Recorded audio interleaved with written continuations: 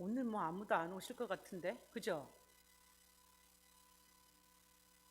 2시부터인데 없는 거 보면 다들 이게 모르시나 보다. 안 하는 줄 아는가 보다. 예배를. 그러니까 사람들이 그게 뭔 말인지 못 알아들은 수도 있지.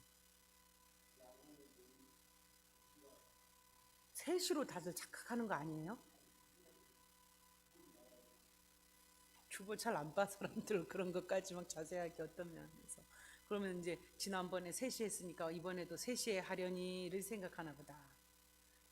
그렇잖아요. 2시 올라면은 좀 바쁘지. 밥 먹고 오고 하려면 바쁘지.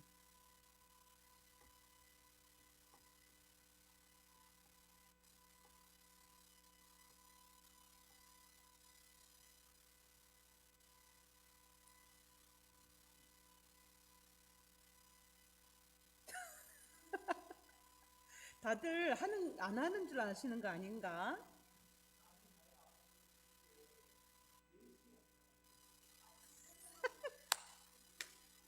이거 완전 이거 헷갈린나 보다. 4시에 오늘 원래는 2시인데 목사님 오늘 공부회에 설교 말씀이 있어가지고 오늘만 4시에 하는 거고 생명에서는 다른 거는 다 2시. 그렇긴 한데 이분들이 다들 3시에 하던 그게 있어서 다들 3시에 오시나?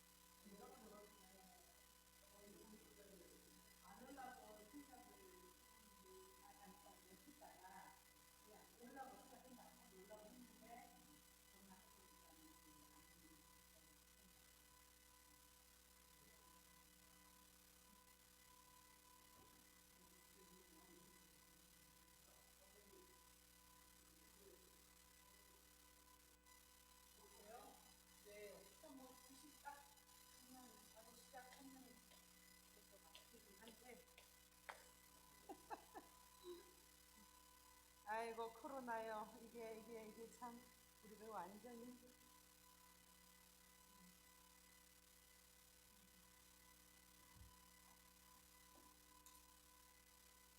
박신도 집사님이 해도 되는 거? 특정 그게 그거야. 그게 사모님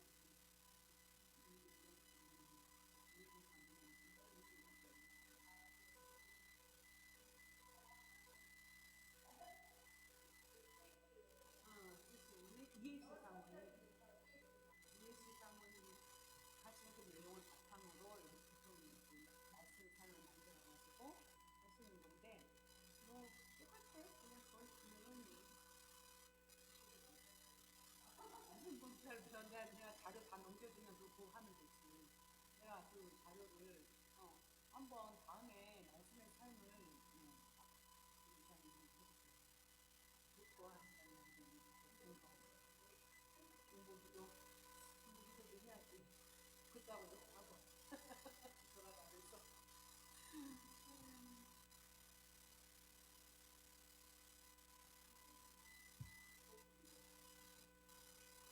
아니 그 권사님은 저기 능력이 다 치유. 자 지금 몇 시야? 2시가 넘었구나. 우리 잠시 기도하고 우리 말씀의 삶 첫 강의 시작하겠습니다. 사랑의 하나님 아버지 감사합니다. 이렇게 주님의 은혜 가운데서 모든 또 힘들고 어려운 일들을 잘 이겨내게 하시고 또 모든 일들이 하나님의 은혜 가운데서 또 잘 회복되어지고 복구되어지고 다시금 새롭게 하나님의 은혜로 설 수 있게 해주시니 감사합니다.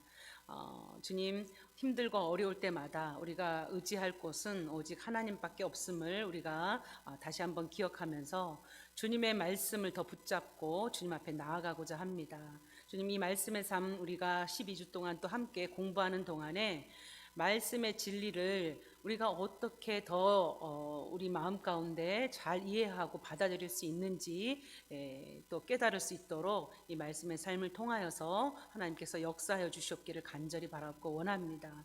시간 또 어려운 내용들이 있을지라도 하나님께서 이해할 수 있는 능력도 허락하여 주시고 또 열심히 하고자 하는 그런 열심의 마음도 허락하여 주셔서 하나님의 말씀으로 인하여서 다시금 우리 안에 생명으로 풍성하게 되어지는 그런 역사만 있게 하여 주시옵소서. 감사드리며 예수님의 이름으로 기도합니다. 아멘.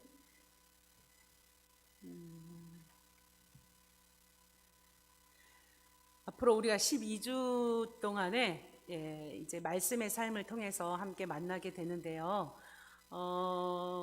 말씀에 대해서는, 성경에 대해서는 우리가 아무리 강조해도 부족한 것 같습니다. 말씀이 없고서는 우리가 이 시대에, 특별히 마지막 시대에 지금 우리 세계가 돌아가는 이런 어떤 모습들을 보면 정말로 마지막 시대라고 느껴지는 그런 상황들인데, 이런 시대를 이겨낼 수 있는 그런 힘은 오직 말씀으로부터밖에 오지 않는다고 생각이 되어집니다. 그래서 12주 동안에 내가 함께 이 말씀에 대해서 공부하고 그리고 또 함께 말씀을 읽어 나가면서 우리가 다시 새 힘을 얻을 수 있는 그런 시간들이 되어졌으면 좋겠습니다.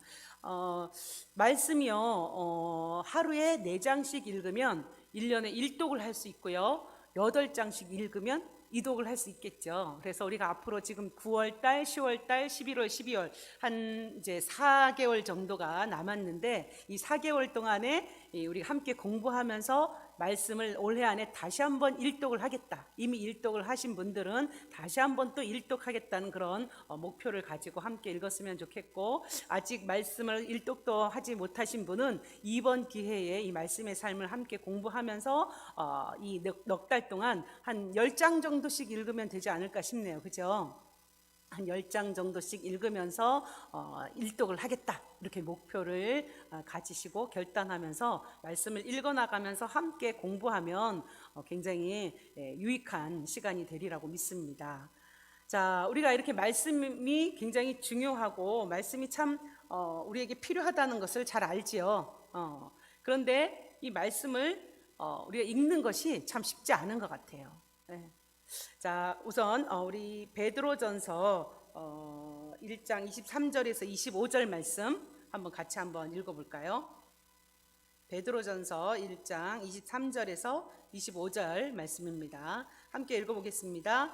너희가 거듭난 것은 썩어질 씨로 된 것이 아니요 썩지 아니할 씨로 된 것이니 살아있고 항상 있는 하나님의 말씀으로 되었느니라. 그러므로 모든 육체는 풀과 같고 그 모든 영광은 풀의 꽃과 같으니 풀은 마르고 꽃은 떨어지되 오직 주의 말씀은 세세토록 있도다 하였으니 너희에게 전한 복음이 곧 이 말씀이니라.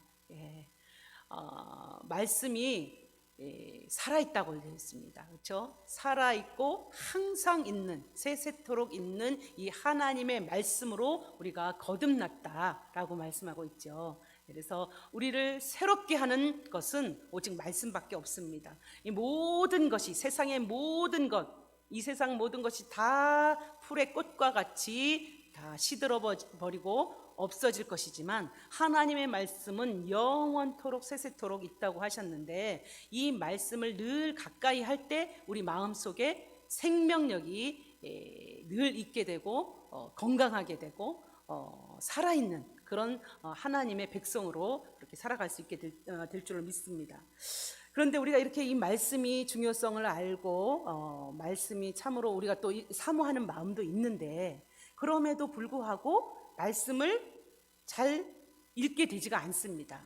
말씀 읽는 것이 굉장히 어려워요. 그래서 많은 그리스도인들 중에 수많은 분들이 평생토록 일독을 다 하지 못하고 죽는 그런 일들도 너무 비일비재한 것 같아요. 그래서 성경 읽기가 왜 이리 어려운가 한번 생각해 보면서, 그러면 어떻게 성경을 읽어야 될 것인가, 이런 것들에 대해서도 함께 생각해 보면 좋겠습니다.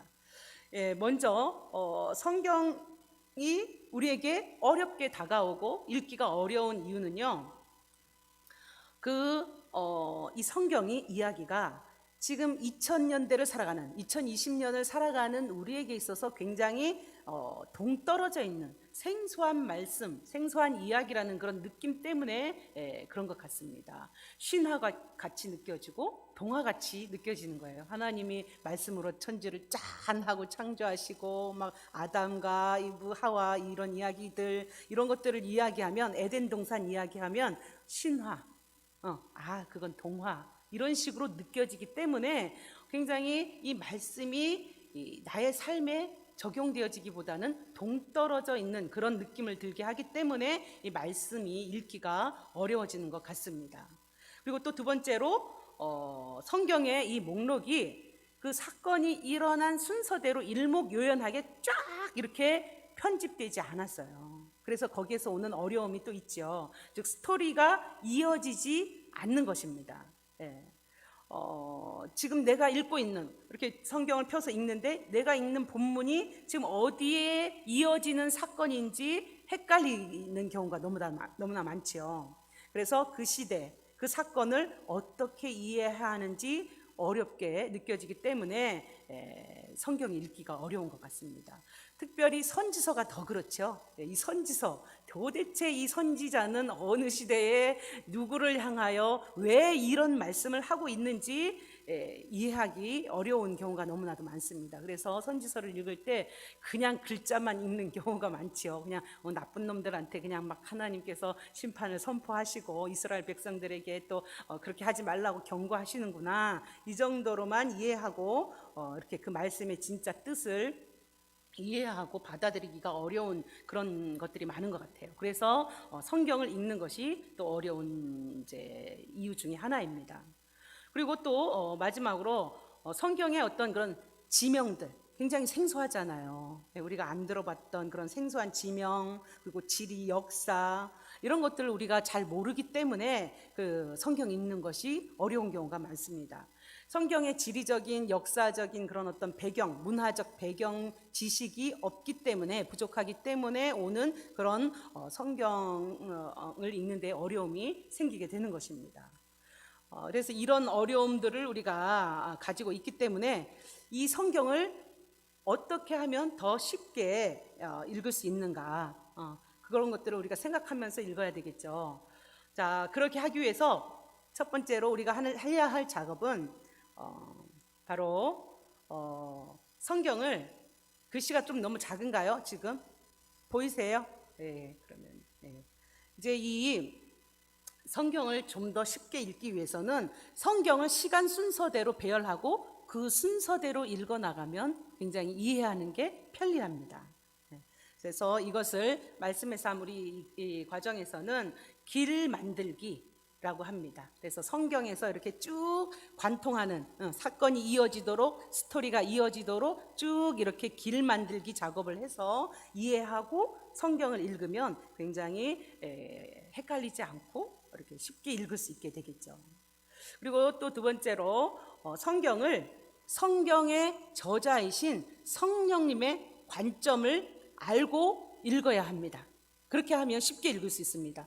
무슨 책이든지 간에 주제가 없는 책은 없지요. 그렇죠? 모든 책마다 다 이렇게 주제가 있는데 성경의 말씀도 그렇습니다. 성경의 저자이신 성령님께서 어떤 주제를 가지고 이 성경을 관통하면서 그 하나님의 말씀을 이렇게 기록해 나가고 있는지, 그거를 제대로 알고 읽을 때 이 말이 그 말이구나, 라고 이해되어지는 것입니다. 그래서 성령님이 이 성경 전체를 관통하시면서 주시는 그 주제, 그 성경의 주제를 알고 읽을 때 우리가 굉장히 성경을 66권을 부분 읽으면서도 그 주제에 맞춰서 그거를 이해하면 그 성경 말씀을 이해할 수 있게 되겠죠. 이 사건, 이게 왜 도대체 기록이 됐지? 라고 생각할 때 그 주제를 알면 그 사건을 이해할 수 있게 되는 거죠. 적용할 수 있게 되는 거죠.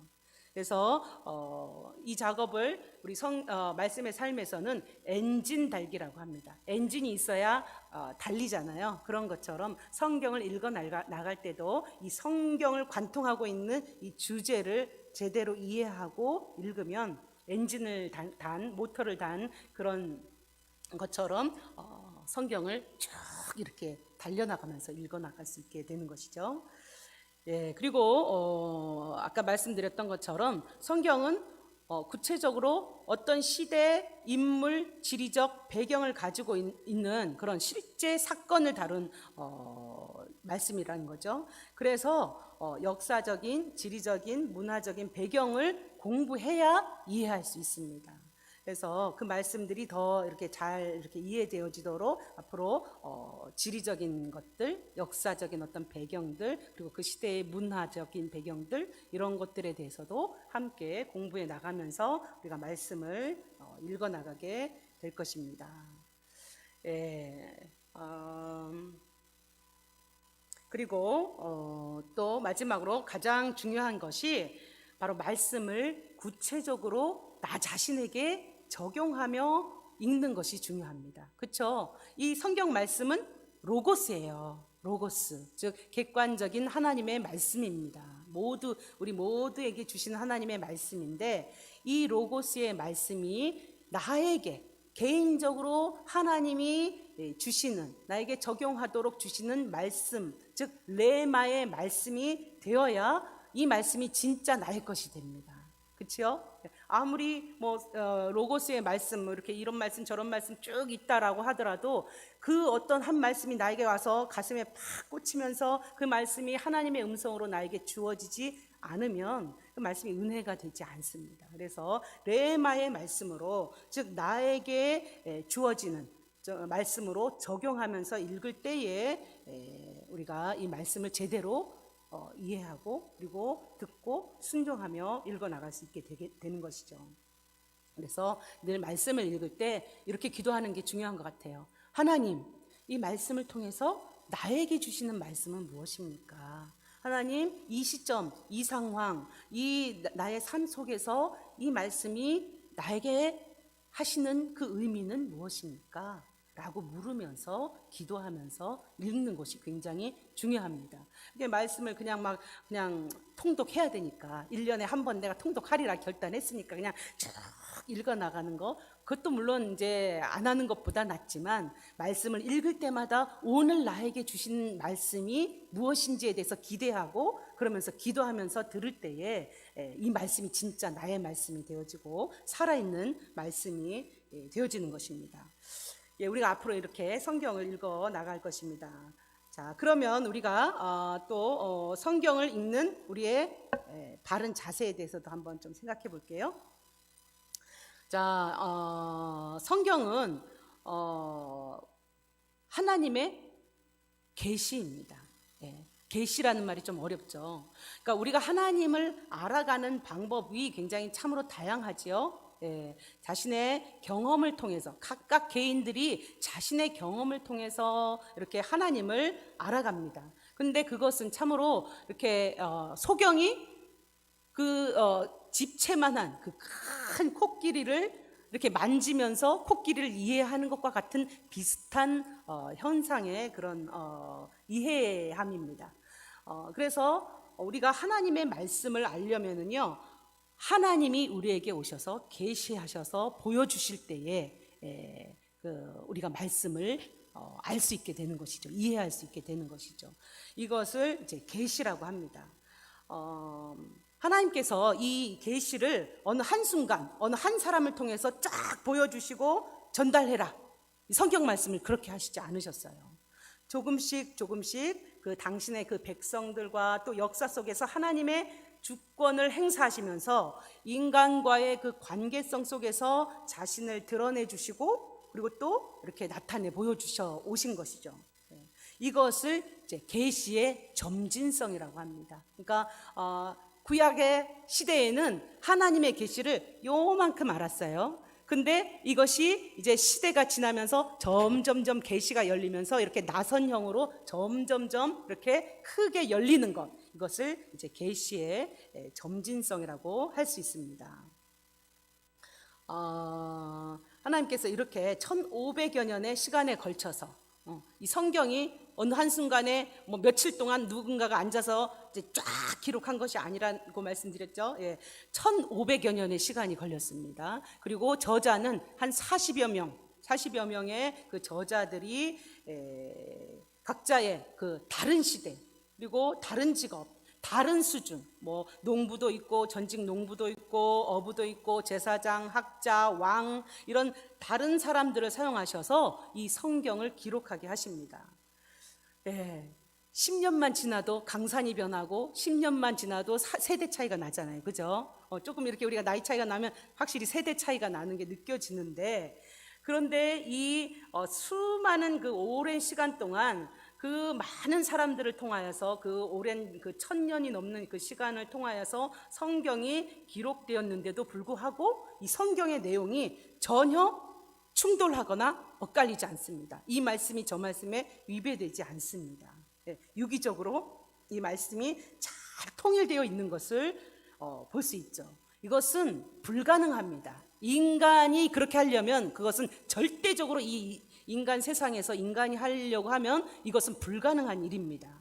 그렇잖아요. 아까 말씀드린 것처럼 10년만 지나도 생각의 차이, 세대 차이, 그리고 강산이 변하고 이렇게 되어지는데 그 오랜 세월에 걸쳐서 그 수많은 사람들에 의해서 기록되었는데도 불구하고 그 주제가 정확하게 서로 엇갈리지 않고 일치하고 있는 것을 보게 되죠. 이것을 성경의 통일성이라고 합니다. 정말 하나님께서 하셨기 때문에 그게 가능한 것이지 그렇지 않다면 결코 가능하지 않죠.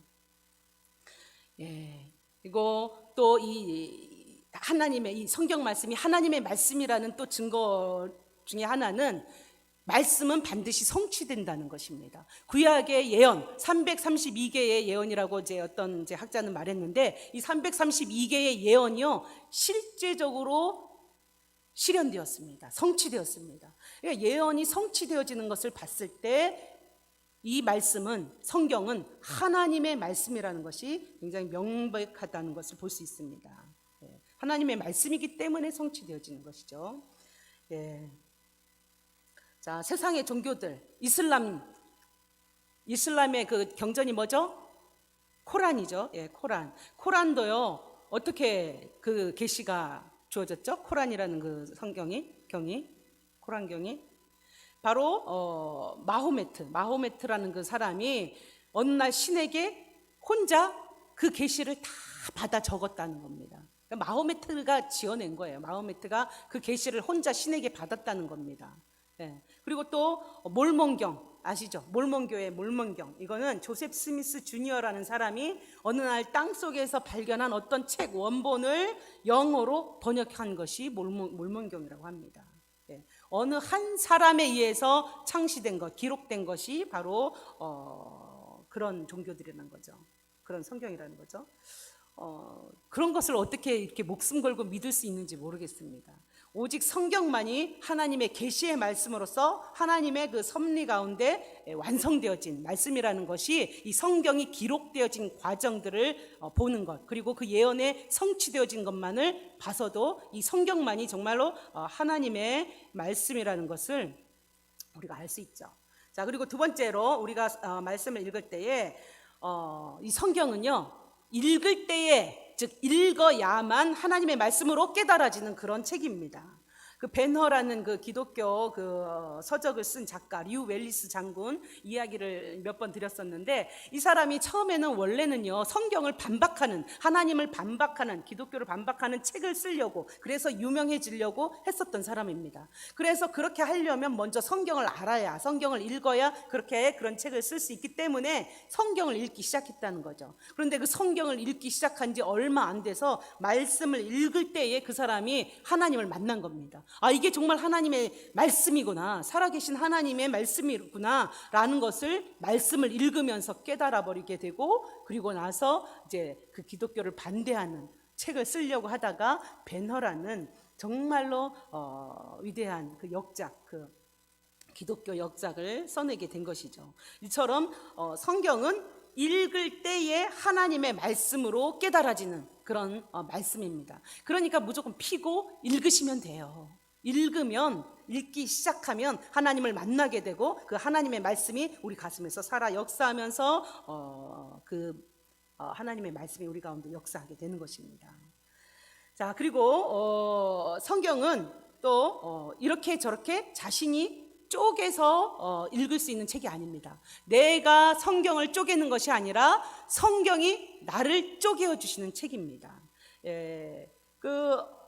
우리가 그 말씀에도 보면은 하나님의 말씀은 살아있고 활력이 있어서 좌우의 날선 어떤 검보다도 예리하여 홍과 연과 영과 관절과 골수를 찔러 쪼개기까지 하며 또 마음의 생각과 뜻을 판단하나니, 이런 말씀 있죠. 이 말씀처럼 내가 성경을 쪼개어서 이거는 하나님의 말씀으로 좀 믿을만해, 아니야 이 부분은 도저히 이거는 믿을 수 없는 말씀이야, 받아들이기 어려운 말씀이야, 이건 좀 하나님의 말씀이라고 보기엔 좀 무리가 있어, 이런 식으로 자의주의 신학자들이 성경을 너덜너덜하게 다 찢어놨죠. 완전히 쪼개놨죠. 그래 결국 남은 게 뭡니까? 자유주의 신학자에 의하면 결국에는 말씀은 완전히 다 박살이 나서 하나님이 없게 되는 겁니다. 그래서 성경은 우리가 이렇게 저렇게 판단하고 쪼개는 책이 아니라 말씀을 전폭적으로 우리가 믿고 받아들이면서 그 성경이 나를 쪼개어 주시도록 맡길 때에 이 말씀이 나를 변화시켜 주실 수 있는 그런 역사가 있는 그런 책입니다. 그리고 또 말씀이 가는 데까지 가고 멈추는 곳에서 멈춰야 하는 책입니다. 보면은 우리가 많은 사람들이 이 성경 말씀에 해석되어지지 않는 그런 부분들이 많이 있잖아요. 그런데 그런 부분들을 억지로 해석하다가 실족하는 경우가 너무나도 많습니다. 그리고 억지로 해석을 해서 자기 딴에는 그것이 아주 그냥 유레카 막 그냥 해가지고 정말 성경의 진리를 깨달았다고 하는데 억지로 해석해서 결국 이단이 되는 경우가 너무나도 많이 있지요. 그래서 베드로 사도가 이런 것들에 대해서 경고를 했습니다. 억지로 해석하지 말아라. 그런데 이제 이단들은 그것을 억지로 이렇게 잘 막 자기네 사람들의 구미에 맞게 해석을 해놓습니다. 그러면 그동안 이 부분 정말 이해가 되어지지 않고 내가 막 궁금해하던 부분을 이단에 가면은요 막 싹 그냥 아주 그냥 막 시원한 것처럼 이렇게 해석해 주는 경우가 있거든요. 자기 나름의 인간적인 그 해석으로 이렇게 쫙 해석해 놓은 것을 그것에 반해 가지고 이단에 빠지는 경우가 너무나도 많이 있습니다. 그래서 성경이 가는 데까지 가고 멈추는 곳에 멈추어야 합니다. 성경에서 말씀하시지 않는 부분에 대해서는 우리가 결코 우리의 상상력이나 우리 인간적인 생각으로 이것을 이렇게 해석하려고 해서는 안 되는 것이죠. 그리고 다섯 번째로 나의 시간, 생각과 노력을 요구하는 책입니다. 말씀을 우리가 읽으려면요 그냥 시간이 나면 읽어야지 100년이 가도 못 읽습니다. 그래서 평생에 성경 일독 한 번 못하고 죽는 겁니다. 시간이 나서 읽는 책이 아니라 내가 이것을 읽기 위해서, 성경 말씀을 읽기 위해서 시간을 헌신하고, 그리고 나의 노력들 공부하고 연구하기 위해서 헌신해야지만 읽어지는 책입니다. 그리고 그렇게 읽을 때에 금맥이 터지게 되고 금광이 터져서 우리 영혼에 정말로 풍성한 양식이 주어지게 되는 것이죠. 그래서 우리 성도님들은 이 틈날 때마다 말씀을 늘 가까이 하시고 정말 말씀에 헌신되어지기를 바랍니다. 말씀 우리는 헌신하면은 어떤 뭐 선교에 헌신하거나 아니면 교회 일 어떤 재정적인 부분이나 이런 것에 헌신은 그런 것에 하는 거다 이렇게 생각이 하는 경우가 많은데 말씀을 읽는데도 헌신이 필요합니다. 말씀을 읽는 것에 내가 헌신하겠다라고 생각하고 결단해야지 우리가 이 책을 읽을 수 있게 되는 것입니다. 자, 그러면 이제 이 성경이 어떻게 이 말씀이 어떻게 우리에게 이렇게 66권의 책으로 성경책으로 우리에게 주어졌는지 성경의 정경화 과정 간단하게 살펴보고 또 그리고 그리고 구약 성경 목록에 대해서 같이 한번 이렇게 조금 또 나눠보겠습니다. 자, 이 구약 성경은요, 하늘에서 그냥 이 성경은 그냥 하나님께서 자 여기 성경이 있다 하고 66권을 탁 떨어뜨려 주시지 않았다는 것은 다 아시죠? 아까 말씀드렸던 것처럼 1600년, 1500여 년에 걸쳐서 40여 명의 저자들이 기록한 것이 이제 바로 이 성경이다라고 말씀드렸습니다. 처음에는 이 말씀이 어떻게 기록되었을까요? 처음에는 구전되었을 것이라고 이제 생각이 되어집니다. 구전되었습니다. 말씀을 계시를 받은 그 사람에게 하나님께서 그 말씀을 이렇게 그 입술에 있게 하시고 그런 것들이 계속해서 이렇게 세대와 세대를 걸쳐가면서 이렇게 구전 시대가 있었습니다. 구전되어 오다가 이제 이것들이 기록될 필요가 있고 또 그리고 기록할 수 있는 그런 기술들이 발전되어지면서 처음에는 파피루스, 처음에 인류의 종이는 파피루스잖아요. 파피루스라든지 양가죽이라든지 이런 가죽에다가 이런 것들이 이제 기록되어졌습니다. 그래서 말씀이 이렇게 이제 조각조각 이렇게 두루마리로 한 개씩 이렇게 떨어져 있다가 나중에 이것이 합본이 되어지게 되는 것이죠. 이 합본되어지는 과정은 우선 이제 남유다가 587년에 이제 BC 587년에 바벨론에 멸망하게 되죠. 그리고 이제 바벨론이 누구에게 망합니까? 메데 바사에게 망하죠. 그래서 페르시아에 멸망하게 되고 그 다음에 페르시아는 누구에게 멸망합니까?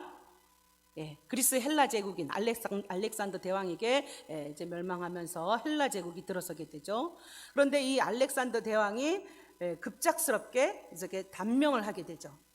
그러면서 그 넓은 그 알렉산더 대왕이 이렇게 정복한 그 넓은 제국을 신하들이 이렇게 나누어서 다스리게 됩니다. 그 중에 이제 그 신하 중에 프톨레미라는 그 신하에 의해서 이집트 지역 그리고 시리아 지역 즉 유다 땅 유다 지역이 다스려지게 되는데 이제 BC 280년경에 프톨레미 2세가 이집트의 그 알렉산드리아에 살고 있는 그 유대인 디아스포라들 특별히 이제 그 중에서 72명의 그 랍비들에게 이렇게 불러서 이 두루마리로 돌아다니고 있던 그 히브리 성경을 즉 모세오경 이런 것들을 이제 역사서, 시가서, 예언서들을 어떻게 했냐면 헬라어로 번역시킵니다. 그 시대는 이제 이 헬라 제국이니까 헬라어를 쓰잖아요. 그래서 헬라어로 번역하게 만드는데 이 최초의 그 헬라어로 번역된 구약 성경이 바로 70인역, 70인경, 72인인데 70인경 이렇게 부릅니다. 예수님 당시에 바로 이 성경이 있었습니다. 이 구약 성경이 있었습니다. 그리고 나중에 AD 이제 90년경에 얌리아 회의에서 그 랍비아 회의에서 오늘날의 이 39권만 성경으로 이렇게 확정하게 되죠. 뭐 여러 가지 다른 이제 그 외경들이 있죠. 뭐 에녹서 지금 뭐 카톨릭에서는 몇 권을 7권인가를 더 인정해서 외경도 그 성경에 포함해서 읽고 있거든요. 그런데 우리는 이 얌리아 회의에서 39권으로 인정한 이 구약 성경만을 우리는 인정하죠. 그래서 이 오늘날의 39권이 AD 90년에 확정되어집니다. 그리고 신약은 맨 먼저 복음서가 아니라 서신서들이 먼저 쓰여졌어요. 복음서의 내용들은 이 사람들이 이제 그 당시에 사도들이 살아 있었기 때문에 계속해서 예수님 이야기를 돌아다니면서 설교하고 말씀으로 전해줬거든요. 그래서 복음서가 먼저 쓰인 것이 아니라 멀리 떨어져 있을 때 교회들, 세워진 교회들마다 이렇게 굳건하게 하려고 서신서들이 먼저 쓰여집니다. 그리고 그러다가 이제 사도들이나 이런 사람들이 점점 죽어가게 되고 이렇게 하면서 이제 복음서가 쓰여질 이제 이유가 생기고, 그래서 복음서들이 쓰여지게 됩니다. 그리고 이제 이것이 여러 이제 27권, 지금의 27권 이외에 여러 성경들이 교회에서 이렇게 읽혀지다가 자연적으로 교회 안에서 은혜가 되어지고 성령님의 감동 안에서 이제 자주 읽혀지는 27권만의 그 신약 성경을 AD 397년 카르타고 공의회, 즉 교회 이제 지도자들의 회의에서 지금의 이제 27권이 정경으로 확정되어지고 채택되어진 것입니다. 이렇게 이러한 과정을 통해서 지금의 이제 66권의 성경이 우리의 손에 있게 된 것이죠. 자, 그러면 우리가 이 성경, 특별히 이제 구약 성경의 목록을 한번 어떻게 이제 읽어야 할지 구약 성경의 목록의 배열을 한번 보겠습니다. 이 구약 성경은요, 어떻게 이렇게 배열되어 있냐면, 물론 이제 그 사건이 일어난 순서대로 흘러가면서, 그 역사가 흘러가면서 쓰여진 순서대로 배열되어져 있기도 하지만, 동시에 문학 양식, 즉 역사서, 시가서, 예언서라는 이런 문학적 양식에 따라서 분류해가지고 이렇게 따로 이렇게 모아서 배열해 놓았습니다. 그래서 우리 보면은 성경 맨 앞에 보면은 이제 구약 목록이 쭉 나와 있죠. 이 39권의 목록이 역사서 17권 쭉 나와 있고, 그리고 시가서 5권이 쭉 모아져서 나와 있고, 그리고 예언서 17권 이렇게 모아져서 분류되어져 이렇게 배열되어 있습니다. 구약 목록을 우리가 다 아시죠? 구약 목록 다 외우세요? 외우시는 분도 있고 못 외우시는 분도 있으실 텐데, 한번 우리 같이 한번 좀 노래로 한번 불러볼까요? 노래 잘 아시죠?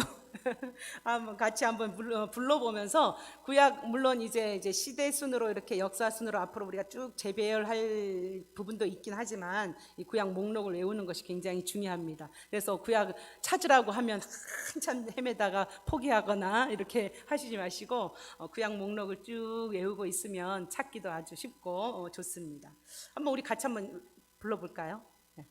창세기, 출애굽기, 레위기, 민수기, 신명기, 여호수아, 사사기, 룻기, 사무엘 상하, 열왕기 상하, 역대 상하, 에스라, 느헤미야, 에스더, 욥기, 시편, 잠언, 전도서, 아가, 이사야, 예레미야, 에가, 에스겔, 다니엘, 호세아, 요엘, 아모스, 오바다, 요나, 미가, 나훔, 하박국, 하박국, 학계, 스가랴, 말라기. 뒤에가 조금 제가 좀 했는데, 이제 이렇게 해서 39권을 이런 노래로 쭉 자꾸 반복해서 부르다 보면 금방 외워지는 것 같아요. 특별히 이제 그 소선지서들을 쭉 나와 있는 거 굉장히 외우기 쉽지 않은데, 자꾸 반복해서 부르다 보면 이게 구약 성경 목록도 이렇게 다 외울 수 있습니다. 자, 이렇게 배열되어 있는 문학적 양식에 따라서 이렇게 배열되어 있는 문학적 양식에 따라서 배열되어 있는 이 동그라미는요, 포로 시대기의 역사서와 선지서를 이렇게 동그라미 쳐놓은 겁니다. 자, 이 문학적 양식에 따라서 배열되어져 있는 이 구약 목록을 역사적 사건의 순서대로서, 이제 그 사건이 역사가 흘러가는 순서대로 쭉 재배열해서 우리가 생각해 보면, 이해하면, 그렇게 읽으면 굉장히 성경이 생뚱맞지 않고 이렇게 잘 이어지는 느낌이 들게 그렇게 읽을 수 있거든요. 자, 우리 한번 역사가 흘러가는 그대로 배치된 그걸 한번 봅시다. 맨 먼저 창세기, 그렇죠? 그리고 출애굽기, 창세기 인류 1장에서 11장까지가 인류 일반 역사가 나오고, 그리고 12장에서부터 하나님의 나라, 즉 아브라함을 부르셔서 하나님의 나라 이스라엘이 시작되어지죠. 그리고 족장 시대가 되어지죠. 그러다가 이제 애굽으로 이사를 가서 야곱의 가족이 애굽으로 이사를 가서 거기서 400여 년을 노예로 지내다가 출애굽기에서 이제 애굽을 탈출하면서 모세 시대가 시작되어지죠. 이렇게 출애굽기로 이렇게 이어집니다. 그런데요, 출애굽기 다음에 있는 레위기는 역사가 흘러가는 역사서일까요? 그냥 멈춰 있는 역사서일까요?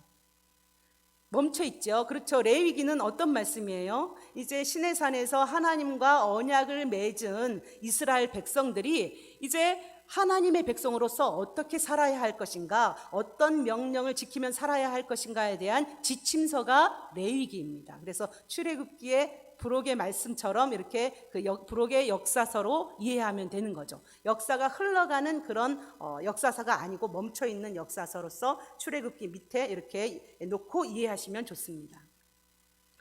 그러면 출애굽기의 사건이 이어지는 말씀은 뭐냐면 바로 민수기죠. 그렇죠? 시내산에서 백성들의 장정들의 수를 딱 세서 60만 명 장정의 수를 다 이제 헤아리고 출발해서 시내산을 출발해 가지고 이제 쭉 이제 가나안 땅을 향해서 가는 여정의 이야기가 나와 있는 게 민수기 말씀이죠. 그래서 출애굽기와 이어지는 말씀은 레위기가 아니고 민수기입니다. 역사가 흘러가는 순서가.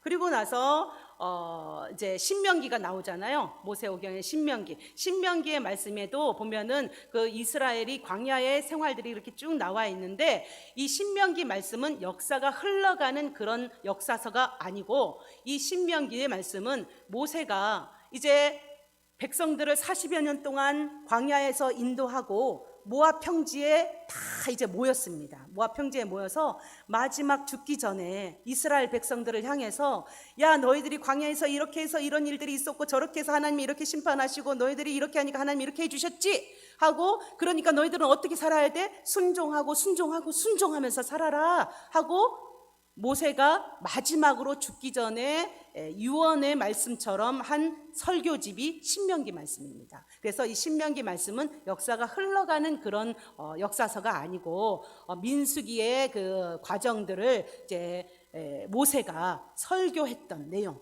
설교한 설교집이 바로 신명기라고 이해하시면 좋고, 그래서 민수기에서 이어지는 말씀은 신명기가 아니고, 그 사건이 이어지는 말씀은 바로 여호수아입니다. 그렇죠? 네, 40여 년 동안 모세가 그 광야를 인도하고, 이제 여호수아가 바톤을 이어받아서 이제 그 모압 평지에서 여리고성으로 쳐들어가서 가나안 전체를 정복하고 그리고 땅을 분배하는 이야기가 여호수아서입니다. 그래서 창세기, 출애굽기, 민수기, 여호수아, 이렇게 그 사건이 이어지는 것이죠. 그리고 여호수아 다음에는 사사기, 그렇죠? 여호수아가 이제 땅을 분배해주고 이스라엘 백성들이 가나안 땅을 정복해서 거기서 살아가는 동안에 사사기 한 400여 년에 450여 년경의 그 기간 동안에 그 사사들이 다스리는 그 시대에 있었던 이야기들, 그 사건들이 바로 사사기에 기록되어 있죠. 그리고 사사기에 이어서 나오는 말씀이 뭡니까? 룻기잖아요. 룻기도 시간이 역사가 흘러가는 역사서라기보다는, 이것도 역사서에 포함되어 있지만 시간이 멈춰 있는 역사서라고 볼 수 있겠죠. 룻기는 어떤 말씀일까요? 룻기는 사사시대, 특별히 기드온 사사 때에 있었던 일이라고 여겨집니다. 그래서 기드온 사사 때에 있었던 모압 여인 룻이라는 그 한 이방 여인을 통해서 하나님께서 그 진짜 믿음이 무엇인지를 보여주시고, 그 아름다운 믿음의 이방 여인 룻을 통해서 다윗 땅의 계보가 이어지고, 다윗 왕의 계보를 이어서 이제 예수님의 계보까지 이어지는 그 역할을, 그것을 보여주는 말씀이 룻기입니다. 그렇죠? 그래서 다윗의 증조 할머니인 룻의 이야기, 멈춰 있는 그런 어떤 한 이야기를 기록한 것이 룻기이기 때문에 어떤 시간이, 역사가 흘러가는 그런 역사서로 보지 않고 사사기에 이제 있는 한 아름다운 이야기, 이렇게 이해하면 좋겠습니다. 그리고 자, 사사기 다음에 사무엘 상하가 나오죠. 사무엘 이제 선지자를 통하여서 이스라엘 백성들이 그토록 원하였던, 이제 우리는 더 이상 사사가 아니라 항상 우리를 이렇게 강력하게 지켜주고 보호해줄 왕을 주십시오. 이스라엘 백성들이 하나님 앞에 그렇게 요구합니다. 그래서 하나님께서 이제 사무엘 선지자를 통해서 사울 왕을 세워주시고 다윗 왕을 세워주시고 이렇게 하면서 왕정 시대로 들어가는 그 이야기가, 그 사건들이 나오게 되죠. 그래서 사무엘 상하로 이어집니다. 이제 통일 왕국 시대를 보여주고 있는 이제 그 말씀이 사무엘 상하고요. 그리고 그 다음에 솔로몬에 이어서 이제 그 솔로몬이 우상 숭배를 하잖아요. 솔로몬까지 통일 왕국 시대로 이어지다가 이제 솔로몬이 우상 숭배를 하고 그렇게 함으로 인하여서 하나님께서 나라를 두 개로 쪼개어 버리십니다. 그래서 남유대와 북이스라엘로 이렇게 나누어지게 되는데, 분열 왕국의 이제 시대가 기록되어 있는 것이 바로 열왕기 상하, 그렇죠? 열왕기 상하 이야기고요. 이제 이 열왕기 상하와 같은 내용을 다루고 있는 게 역대 상하인데, 이 열왕기 상하는 북이스라엘을 중심으로 이렇게 이야기가, 사건들이 펼쳐집니다. 그래서 열왕기 상하는 북이스라엘 이야기가 굉장히 많이 나와요. 그래서 엘리야 선지자라든지 엘리사 선지자, 그 정말 하나님의 말씀을 떠나서 우상 숭배하는 북이스라엘을 향해서 하나님께서 강력한 선지자, 그런 선지자들을 보내셔서 이렇게 활동하시는 이야기들을 이렇게 기록한 것이 열왕기 상하라면, 물론 남유다 이야기도 이렇게 번갈아 가면서 나오기는 하지만 북이스라엘을 중심으로 이렇게 나와 있죠. 그런데 역대기는 같은 시대를 다루고 있는 성경 말씀인데요, 이 역대기의 그 말씀은 남유다를 중심으로 기록되어져 있습니다. 이 역대기가 기록되어진 시대는 그 열왕기 때 그때 기록된 것이 아니라 포로기 시대에 에스라를 통해서, 에스라 학사 에스라를 통해서 우리 민족이 지금 이렇게 바벨론이라는 곳에 포로로 잡혀와 있고 이렇게 망한 것 같지만, 결코 우리의 민족은 그런 민족이 아니다. 우리의 민족의 뿌리는 하나님께 있다. 이것을 보여주기 위해서, 자신들의 정체성을 되찾기 위해서 기록한 말씀이 바로 역대기 말씀입니다. 그래서 같은 말씀 시대, 같은 시대를 다루고 있는 역사서임에도 불구하고 역대기는 남유다를 중심으로 이렇게 기록되어져 있습니다. 그래서 다윗 왕의 이야기부터 해서 쭉 자기들의 그 믿음의 뿌리, 선조들을 이야기를 해서, 그리고 자기들이 어떻게 해서 이 바벨론까지 망해서 오게 되었는지를 쭉 기록하고 있는 말씀이 역대기서이죠. 그래서 남유다를 중심으로 기록된 그 왕들의 이야기가 바로 역대기고요.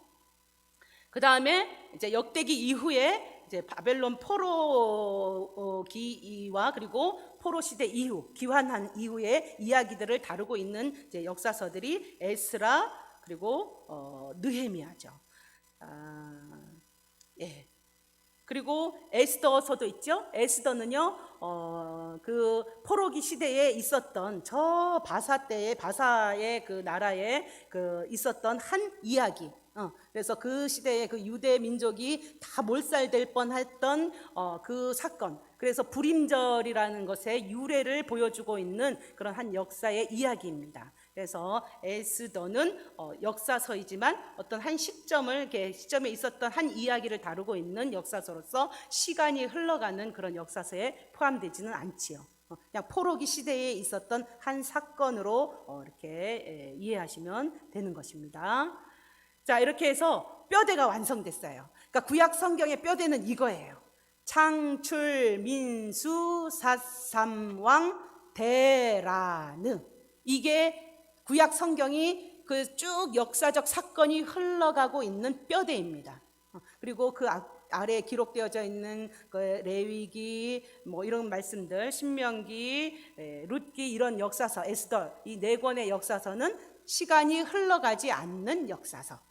17권의 역사서 중에서 13권이 역사가 쭉 흘러가는 역사서고, 이 4권의 역사서는 이렇게 시간이 멈춰 있는 역사서입니다. 그래서 이 기본 뼈대는 창출, 민수, 삿삼왕, 데라느, 요것만 외우시면 돼요.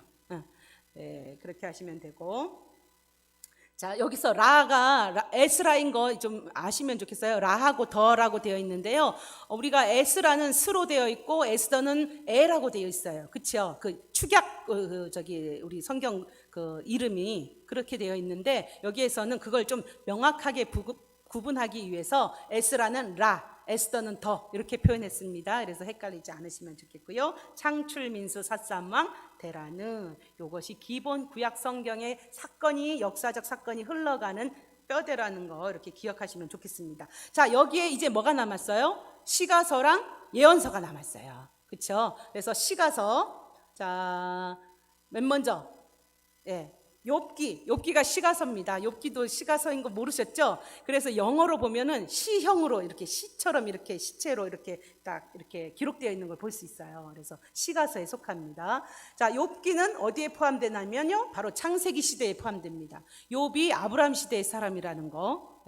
모르셨던 분들은 그래, 욥이 대체 어느 시대에 어떤 사람이었는지 모르셨을 텐데 아브라함 시대에 그 같은 동시대의 인물로 여겨집니다. 그 욥기에 기록된 어떤 말투나 어투 이런, 그리고 쓰지 않는 용어 이런 것들을 다 이렇게 학자들이 해봤을 때 욥의 그 시대는 그 시대라고 이렇게 알려져 있습니다. 그래서 욥기는요, 창세기에 연결해서 읽으시면 돼요.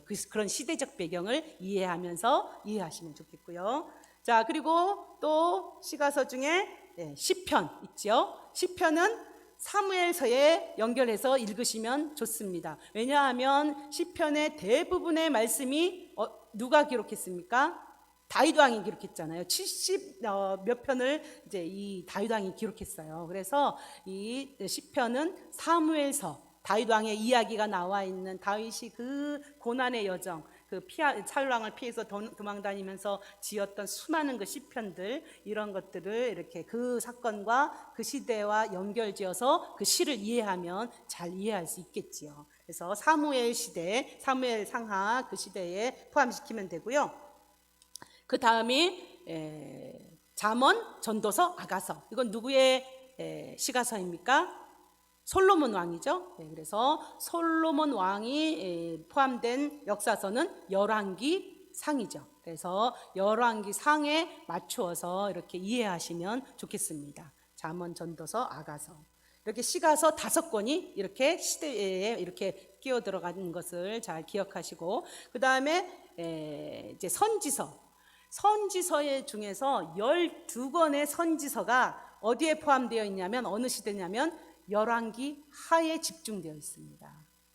열왕기 하에 그 선지자들이 그 시대에 대거 막 그냥 하나님께서 막 보내십니다. 왜 그랬을까요? 멸망이 멸망을 앞에 두고 있기 때문에 그렇습니다.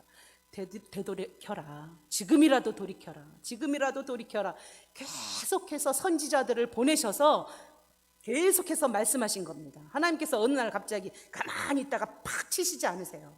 하나님께서는 우리에게 어떠한 일들을 심판을 하시거나 우리에게 어떠한 것들을 하실 때 반드시 경고하십니다. 그것도 굉장히 자주 여러 번 경고하십니다. 그런데 그것을 사람들이 받아들이지 않고 무시할 때에 결국 멸망이 오게 되는 거죠. 징벌이 오게 되는 거죠. 그래서 선지서의 대부분이 다 열왕기 하, 그것도 거의 뒤편, 멸망의 그 뒤편, 그쪽 가까워지는 그 뒤편에 포함되어 있는 것을 이해하시면서 읽으시면 좋고요. 그리고 또 선지서 중에 다니엘, 에스겔, 그리고 학개, 스가랴, 보입니까 저게? 아이고, 넘어가 버렸다. 학개, 스가랴, 그리고 말라기, 이 5권의 선지서는 어느 시대라고 알면 되죠? 포로 시대. 그래서 다니엘이 포로로 잡혀가잖아요. 에스겔도 그렇고. 그래서 이 다니엘, 에스겔, 학개, 스가랴, 말라기는 포로기 시대와 그리고 포로에서 귀환한 이후의 선지서로 이렇게 아시면 됩니다. 그래서 17권의 선지서 중에 12권은 열왕기 하에, 그리고 5권은 포로기 시대에, 즉 역대기 끝부분과 역대하 끝부분과 그리고 에스라, 느헤미야에 연결해서 읽으시면 되는 거죠. 이 선지서들은. 이렇게 해서 이제 쭉 우리 구약의 시간의 그 순서에 따라서 역사적 흐름에 따라서 성경을 다시 한번 쭉 이렇게 이해하고 배열해 보았는데요. 이것만 딱 머릿속에 딱 집어넣고 이해해도 성경을 읽을 때 크게 혼동되지 않고 이게 이런 말이겠구나라고 이해하면서 읽으실 수 있습니다. 그래서 요거 창출, 민수, 삿삼왕, 대라느 그리고 시가서가 어디에 포함되는지 그 5권의 시가서를 탁탁탁 배치해 놓으시고 그리고 예언서 12권과 5권의 포로기 그 예언서 이렇게 딱 해서 구분해서 머리에 탁 집어넣고 있으면 이해하는데 성경을 이해하는데 그렇게 많이 어렵지 않으실 겁니다.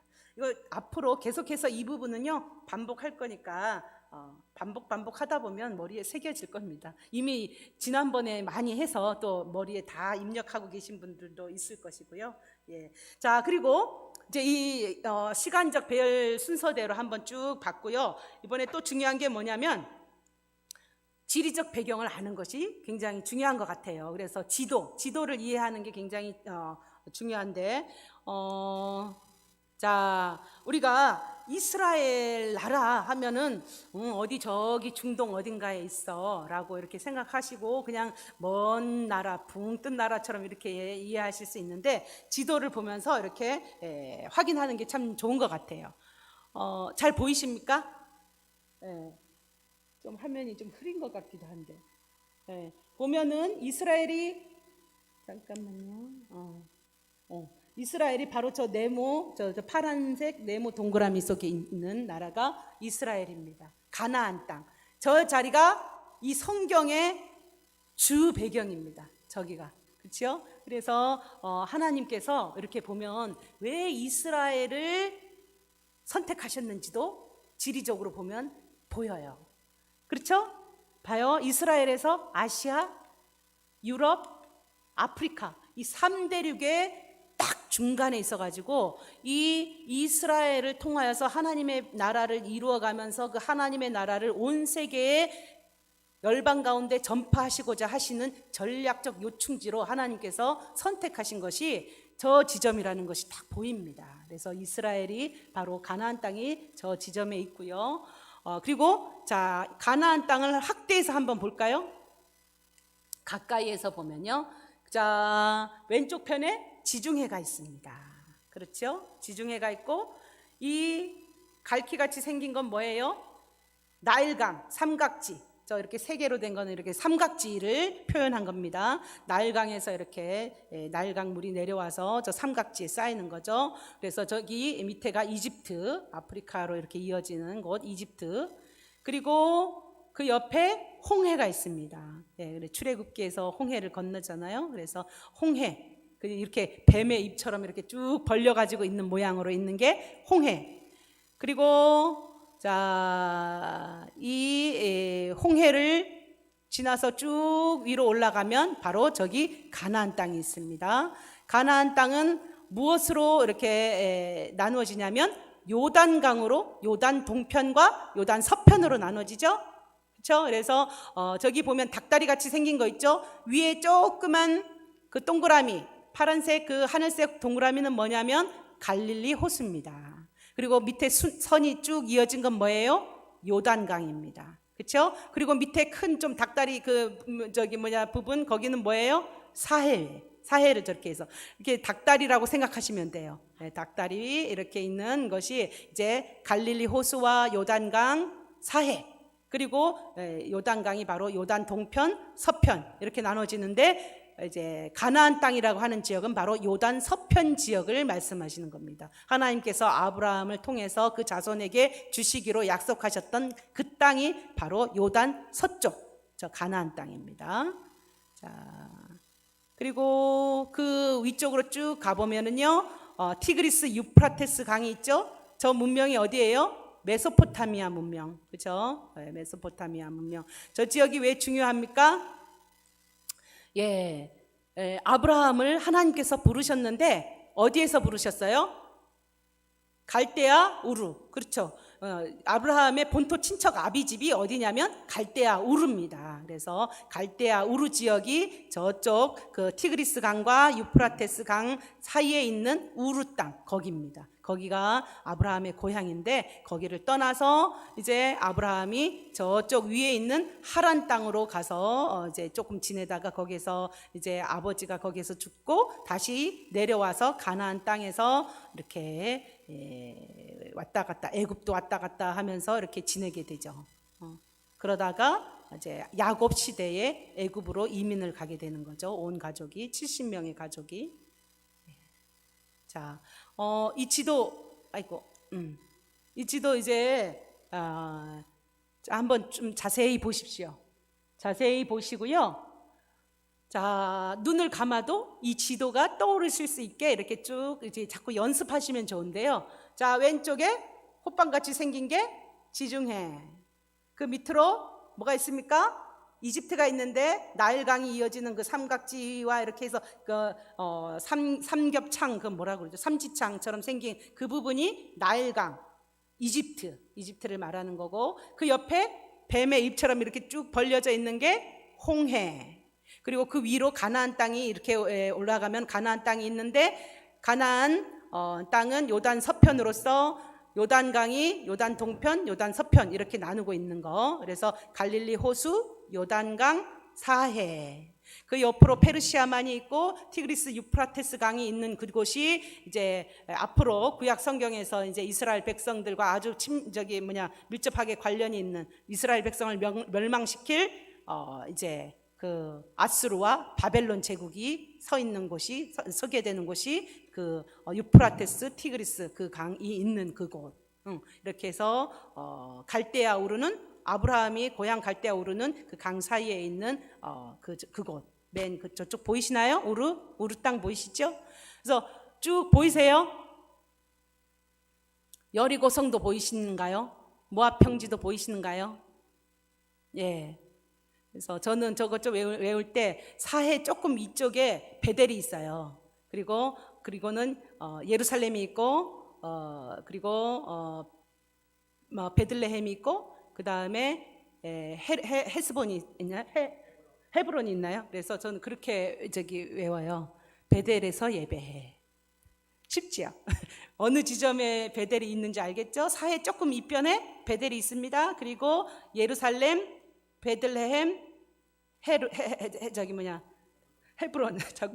헤브론 이렇게 해서 베델에서 예배해, 이렇게 외워도 좋고요. 그리고 암몬과 모압과 에돔 족속, 너무너무 밀접한 족속이죠. 얘네들이 어딘가 있나 보다 이렇게 생각하지 마시고 얘네들이 어디에 위치하고 있는지 잘 보십시오. 예, 암몬, 모압, 에돔. 암몬이 맨 있죠. 그리고 모압, 에돔 이렇게 있죠.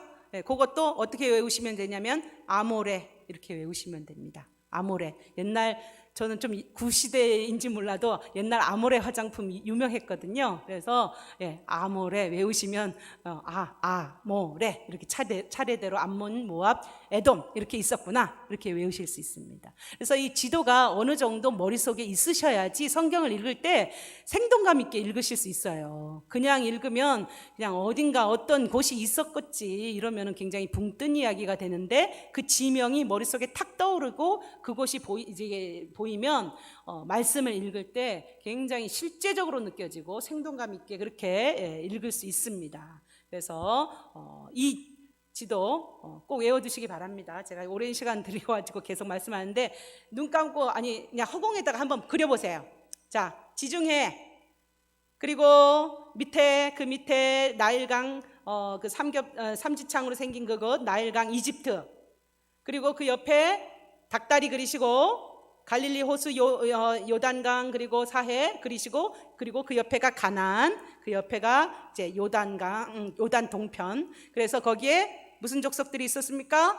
암몬, 모압, 에돔이 있었고, 그 밑으로 보면은 홍해가 있죠. 홍해, 뱀의 입처럼 쫙 벌리고 있는 홍해가 있고, 그리고 그 옆으로 이제 페르시아만 위쪽으로 뭐가 흐르고 있습니까? 예, 인류의 그 4대 문명지 중에 하나인 메소포타미아 문명, 티그리스 유프라데스 강이 흐르는 그곳이 앞으로 바벨론 왕국과 메데 바사 그리고 아수르 이런 나라들이 세워지는 강력한 제국이 세워지는 그 지역입니다. 예, 쭉 이렇게 해서 지도가 이렇게 눈에 좀 보이셔야 돼. 그래야지 말씀을 읽을 때 재미가 있습니다.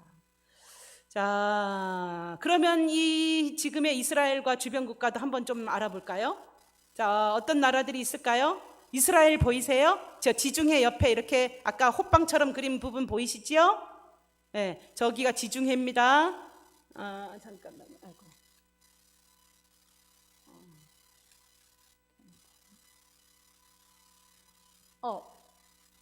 꺼져버렸네. 전 목사님 그 부분 조금 그 부분으로 가주시면 좋겠어요. 아까 이 부분 말고 그렇죠. 자, 보면은 저기 이스라엘이 있습니다. 이스라엘 저 조그만 나라 그 옆에 지중해 있고 그리고 그 위쪽에 레바논, 시리아, 터키 그리고 옆쪽으로 요르단, 이라크, 사우디 아라비아, 이란 저쪽에 있고요. 이렇게 해서 지금 이스라엘의 그 지금 주변 국가들이 이렇게 위치해 있습니다. 주변 국가들이 아쉽게도 다 이슬람 국가들이죠. 그래서 다 지금 이스라엘을 공격하려고 하는 그런 나라들이 많은데 이스라엘을 위해서 생각날 때마다 또 우리가 기도하면 좋겠습니다. 정말 하나님의 백성의 그 선민의 나라가 정말로 하나님께로 진짜로 돌아오게 되는 예수 그리스도께로 돌아오게 되는 역사가 있게 하시고 또 하나님께서 지키셔서 마지막 때에 정말로 또 이스라엘을 회복을 통하여서 예수님의 다시 오심이 온전히 성취되어지는 일이 빨리 일어날 수 있도록 우리가 또 기도하면 좋겠습니다.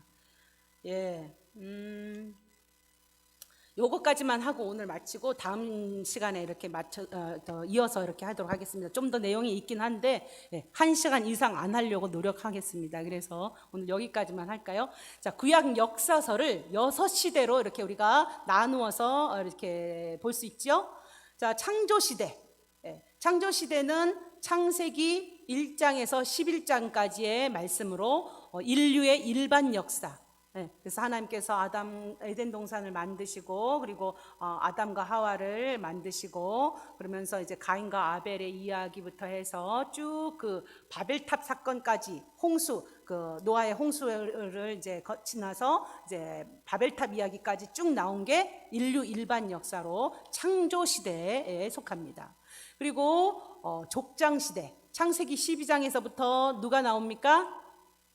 아브라함이 나오죠. 이제 1대 족장 아브라함이 나옵니다. 그래서 12장부터 50장까지는 족장 시대에 포함됩니다. 그래서 이스라엘 하나님께서 그 세상 나라가 시작되어진 왕들의 그 세상의 왕들이 시작되어져서 이렇게 나라가 세워지는 것들에 또 맞춰서 또 이제 이스라엘 즉 하나님의 나라를 이제 짠 하고 출범하시는 게 창세기 12장부터죠. 그래서 12장 이제 아브라함을 족장으로 해서 족장 시대가 쭉 나오고요. 50장까지 요셉의 이야기로 마치지요. 그리고는 이제 모세 시대로 가지요. 출애굽기. 그 이집트에서 400년간 노예살이를 하던 이스라엘 백성들을 하나님께서 모세를 통해서 출애굽시키시고 그래서 그 광야에서 쭉 하나님께서 인도하시는 그 40년 동안의 이야기가 모세 시대의 이야기입니다. 그래서 여기에 포함되는 그 성경은 출애굽기, 레위기, 민수기, 신명기가 이 모세 시대의 성경이겠죠. 그리고 사사시대. 사사시대는 여호수아, 사사기, 룻기, 사무엘, 상하까지도 좀 사사시대에 포함시킬 수 있습니다. 사무엘 선지자를 마지막 사사로 이렇게 우리가 볼 수도 있기 때문에 그래서 사사시대 그리고 사사시대를 지나서 왕정시대가 이제 시작되어졌죠. 그래서 사울, 다윗, 솔로몬에 이어서 이제 그 분열 왕국이 시작되어지죠. 열왕기, 상하, 역대, 상하가 왕정시대의 그 구약 성경이고 포로 시대의 성경은 에스라, 느헤미야, 에스더 이렇게 세 권이 있습니다. 자, 그래서 우리 이 구약 역사를 6시대로 나누어 보면 창조, 족장, 모세, 사사, 왕정, 포로 이렇게 했는데 앞글자만 따가지고 외우면 된다고 그랬죠. 그래서 어떻게 외우시면 되겠습니까? 창족, 모사, 왕포. 예, 쉽지요? 창족, 모사, 왕포. 입에 달리도록 여러 번 하면 구약 시대가 쫙 꿰뚫어지는 겁니다. 이 6시대로 쫙 나눠지면서 구약의 역사가 쫙 이렇게 한눈에 그려지는데, 창족, 모사, 왕포 여러 번 반복하시면 됩니다. 창족, 모사, 왕포. 예, 그렇게 하시면 외우시기 편하실 겁니다.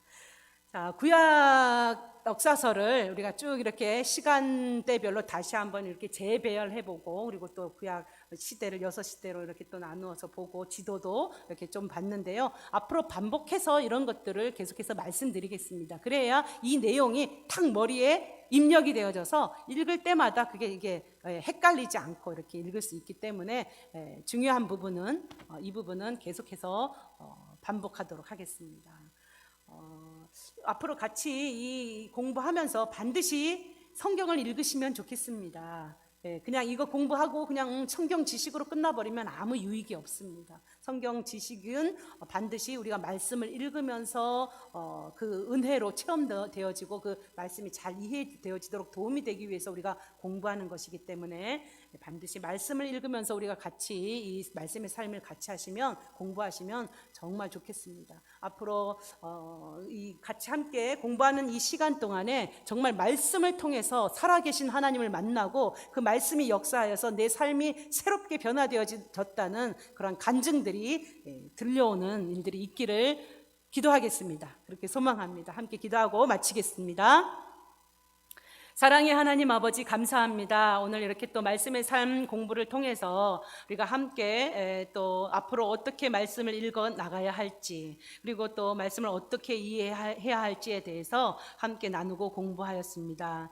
하나님, 정말로 말씀을 사랑하는 마음을 우리에게 부어주시옵소서. 한순간도 하나님의 말씀이 없이는 우리가 살아갈 수 없는 것을 우리가 고백하며 정말로 그것을 깨닫고 말씀을 놓지 않게 하여 주시옵소서. 요즘에는 너무나도 말씀을 읽기에 좋은 그러한 도구들이 얼마나 많은지 모릅니다. 핸드폰을 켜기만 해도 그 안에 하나님의 말씀이 정말로 언제든지 볼 수 있고, 그 말씀을 늘 우리가 읽고 묵상할 수 있고 암송할 수 있는 그러한 도구들이 많이 있는데, 그럼에도 그 말씀의 홍수 속에서 살아가면서도 우리가 그 말씀을 붙잡지 못하고 주님, 정말로 이 세상의 것들에 휘말리며 세상의 것들, 세상의 지식, 세상의 가치관에 휘둘려서 죄된 길로 가게 되는 경우가 너무나도 많이 있습니다. 하나님, 말씀을 사랑하는 마음, 말씀을 향한 갈망을 우리에게 더 부어주시옵소서. 그래서 정말로 이 말씀이 우리 안에 충만하여져서 우리의 생각과 우리의 입과 우리의 행실을 완전히 장악하여서 말씀대로 살며 순종함으로 인하여 살아계셔서 역사하시는 그 하나님이 우리의 삶을 통하여 드러나는, 그래서 하나님이 영광을 받으시는 일들이 우리의 삶 가운데 나타날 수 있도록 주님 역사하여 주시옵소서. 주님께 감사와 영광을 올려드리며 우리 가운데 그렇게 역사하실 하나님을 찬양하며 예수 그리스도 이름으로 기도하옵나이다. 아멘. 수고하셨습니다.